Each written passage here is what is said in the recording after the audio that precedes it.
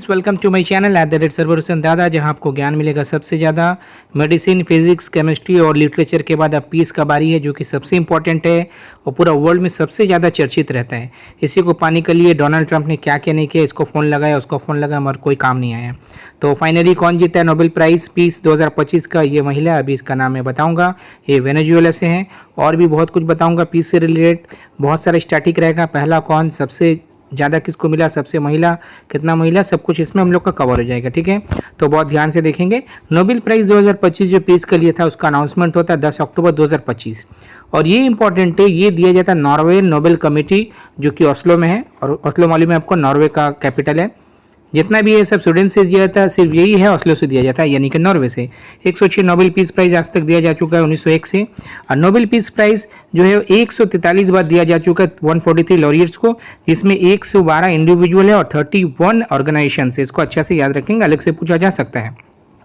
अच्छा, ये ओस्लो से यानी कि नॉर्वे से क्यों दिया जाता है? एक्चुअली अल्फ्रेड नोबेल जो थे, उन्होंने जब अपना विल किया था, उसमें मतलब डिक्लेयर कर दिया था एक अवार्ड जो है पीस वाला, ये नॉर्वेन कमेटी से ही दिया जाएगा।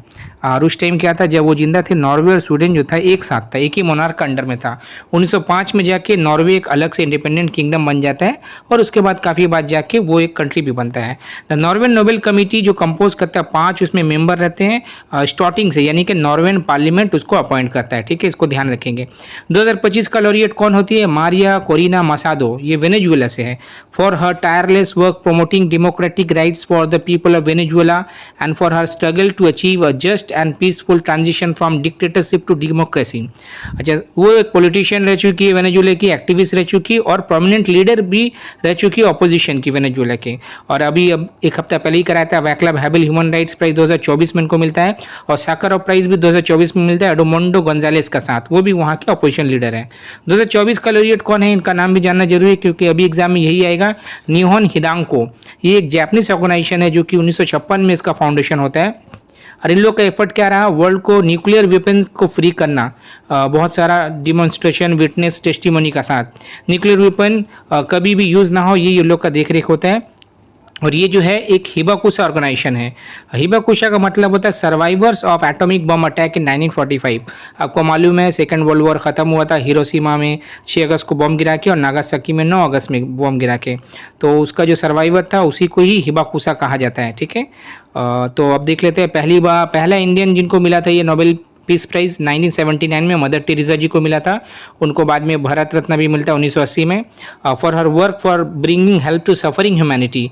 बहुत सारा गरीब लोग का बहुत हेल्प करती थी वो। सेकंड इंडियन कौन थे जिनको मिला था 2014 में? Kailash Satyarthi ji, for struggle against the separation of children and right of all children education, child labour के लिए भी बहुत कुछ किए। गांधी जी 5 मरतबा नॉमिनेट हुए थे नोबेल पीस के लिए, बट कभी मिला नहीं। 1937, 1938, 1939, 1947 और 1948 जब उनका मौत हुआ था, उसको थोड़ा दिन पहले ही। अच्छा हाँ, आपको जान के चौक जाएंगे, अडल्फ हिटलर जो था उनको भी नॉमिनेट किया गया था 1939 में पीस के लिए। ठीक है, और एकमात्र पोस्ट्यूमस नोबेल पीस प्राइज मिला डैग हैमरस्कोल्ड को, जो कि स्वीडन से थे, 1961 में मिला था। और ये जो डैग हैमरस्कोल्ड थे, ये यूनाइटेड नेशन के सेकंड सेक्रेटरी जनरल थे। अच्छा, ये 19 मरतबा नहीं दिया गया है नोबेल पीस प्राइज़, 1914 से 16, 1918, 1923, 1924, 1928, 1932, 39 से 43, 1948, 1955, 1956, 66, 67 और 72, इतना मरतबा कभी भी नहीं दिया गया है। अच्छा, पहला किसको मिला था 1901 में? हेनरी डुनेंट और फ्रेडरिक पैसी। वही हेनरी डुनेंट जो कि बाद में जाके रेड क्रॉस सोसाइटी बनाते हैं, और international committee of the red cross है, उसको 3 मरतबा मिला। सबसे ज़्यादा यही है, इसको याद रखिएगा, 1917 में, 1944 में, 1963 में। और office of the United Nations high commissioner for refugees, ये यूनाइटेड नेशन की एक स्पेशलाइज एजेंसी है, इसको 2 मरतबा मिलता है। पहली बार 1954 में और दूसरी बार 1981 में। तो आपसे पूछा जा सकता है सबसे ज़्यादा किसको मिला? जी हाँ, रेड क्रॉस सोसाइटी को। ठीक है, अब देख लेते हैं यंगेस्ट रेसिपिएंट आज तक के इतिहास में कौन है? मलाला यूसुफजई, जो कि पाकिस्तान से थी। आपको मालूम है 17 साल उम्र था जब उनको मिला था 2014 में। कैलाश सत्यार्थी जी को भी उसी साल मिला था, यानी कि शेयर था। और मलाला डे 12 जुलाई को मनाया जाता है, उनका जन्मदिन का दिन।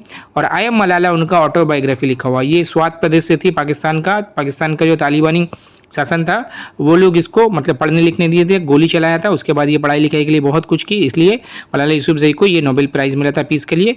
और पूरा नोबेल का इतिहास में सबसे कम उम्र का यही इनको मिला था Nobel prize.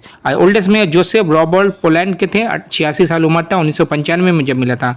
For their struggle against the separation of children and young people and for the right of all children to education. ठीक है, इसको भी ध्यान रखेंगे।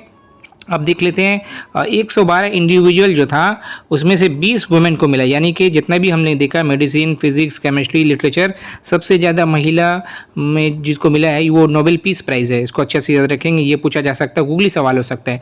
2023 का लॉरिएट भी देख लेते हैं, नरगिस मोहम्मदी जो एक जर्नलिस्ट थी, ईरान में ये कैद थी तभी उनको मिला था। और पहला वुमेन कौन थी जिनको मिला था, 1905 साल में मिला था, बर्था वॉन सटनर, ये ऑस्ट्रियन एम्पायर से थी। For her audacity to oppose the horrors of war. ठीक है, और उनका एक बहुत ही फेमस किताब भी है, ले डाउन योर आर्म्स। ठीक है, तो अभी हम लोग ने देख लिया फिजिक्स, केमिस्ट्री, मेडिसिन, लिटरेचर और पीस। अब एक से बचा है जो कि मतलब आज ही इसका अनाउंसमेंट होने वाला है या फिर हो भी चुका होगा, इकोनॉमिक्स का। हालांकि वो भी मालूम है 2 या 3 जन को ही मिलेगा। ओके, तो ये रहा नोबेल का पीस का वीडियो। अगर आपको अच्छा लाइक जरूर करें, शेयर करें, चैनल को सब्सक्राइब करें। प्यार बढ़े, खुशियाँ बढ़े, ज्ञान तो जरूर बढ़े। अपना ख्याल रखें। हाँ, क्यों नहीं।